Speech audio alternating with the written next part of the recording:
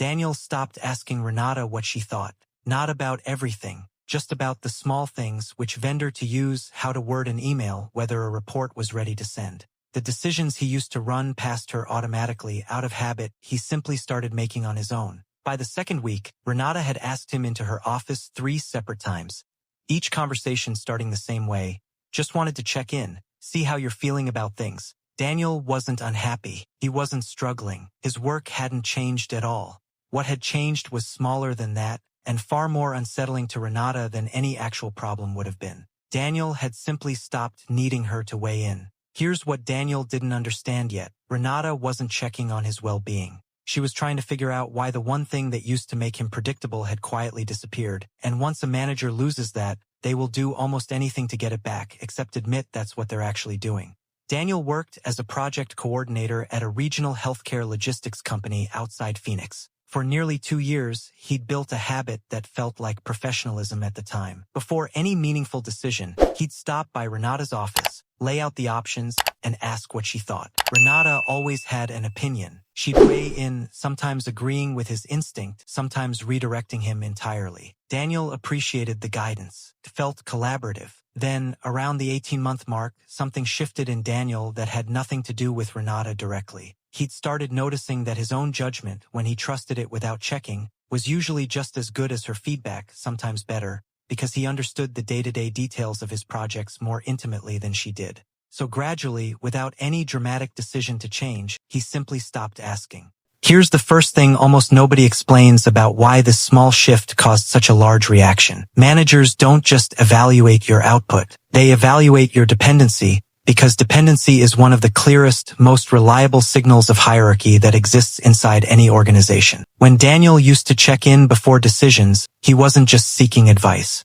He was, without realizing it, performing a small ritual that confirmed something neither of them had to say out loud.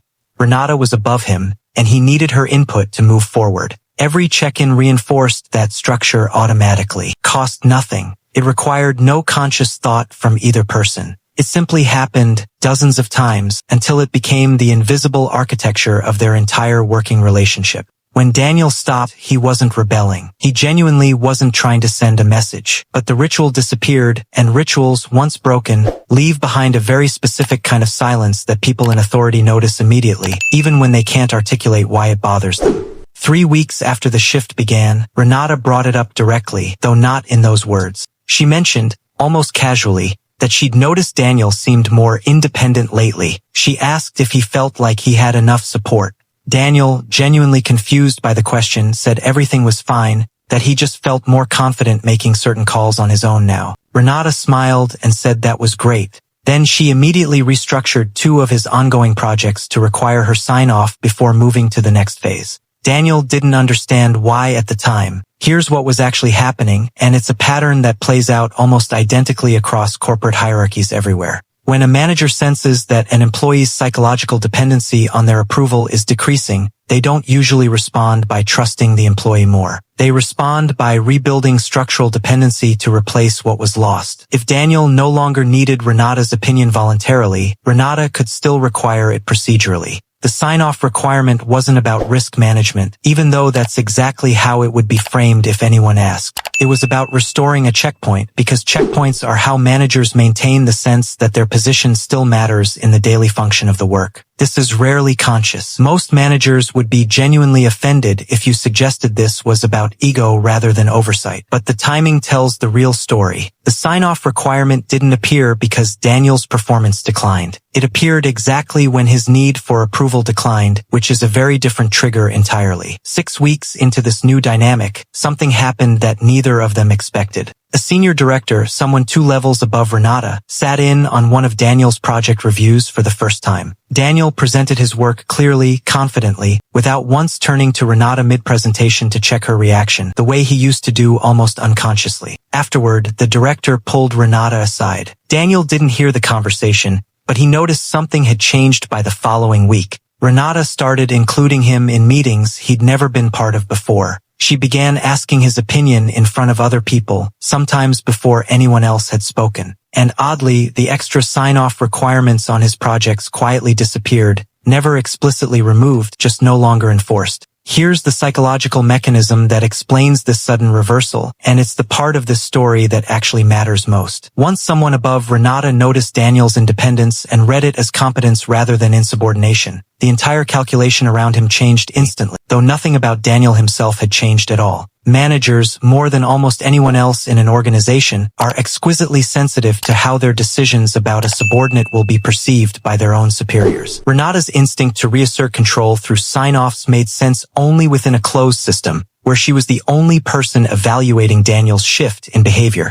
The moment a senior director witnessed that same independence and interpreted it as leadership potential rather than a threat, Renata's incentives reversed completely. Restricting Daniel now risked making her look insecure or controlling in front of someone whose opinion of her mattered far more than her opinion of him. This is one of the least discussed truths about workplace power. Your manager's response to you is rarely just about you. It's about how managing you makes them look to the people managing them. Daniel started paying closer attention after that, and what he noticed changed how he thought about the entire dynamic permanently. He began deliberately withholding his instinct to seek Renata's opinion on smaller decisions, not out of strategy exactly, but because he'd started to understand something most people never articulate clearly. Every time you ask for approval you don't actually need, you're not just requesting information. You're casting a small, repeated vote for someone else's authority over your own judgment, and votes, repeated enough times, start to feel like facts to everyone watching, including yourself. Daniel wasn't trying to undermine Renata. He genuinely still respected her experience on things that mattered. But he'd learned to distinguish between decisions that required her actual expertise and decisions where he was simply outsourcing confidence he already possessed. For months after the initial shift, Daniel's next performance conversation happened,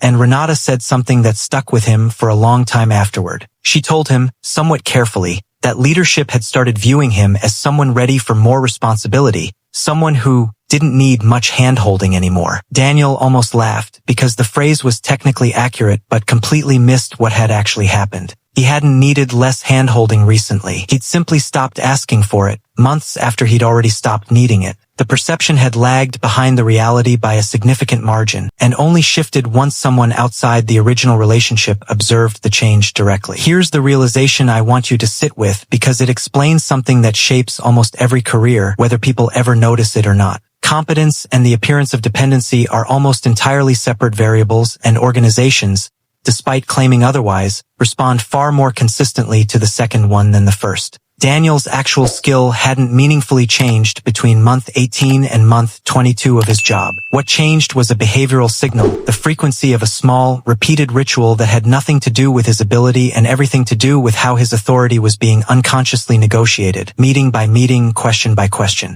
This isn't an argument for becoming difficult or refusing guidance out of pride. Genuine collaboration still matters, and pretending not to need input you actually need is its own kind of dysfunction. But most people never realize that the habit of seeking unnecessary approval is not neutral. It's a constant, quiet transmission, telling everyone around you exactly how much authority you believe you're entitled to, long before any promotion decision ever gets made in a room you're not in. The people who move through organizations most effectively aren't always the most skilled. They're often simply the ones who stopped casting that vote earlier than everyone else around them, and who understood that the panic they occasionally triggered in their managers was never really about competence. It was about a dynamic quietly shifting in real time, and someone in power noticing, for the first time, that they were no longer the only source of certainty in the room. I'm Alex, and this is exactly how the system works. If you've ever felt that specific kind of hesitation before making a decision you were completely capable of making alone, you already know what to do next. Subscribe,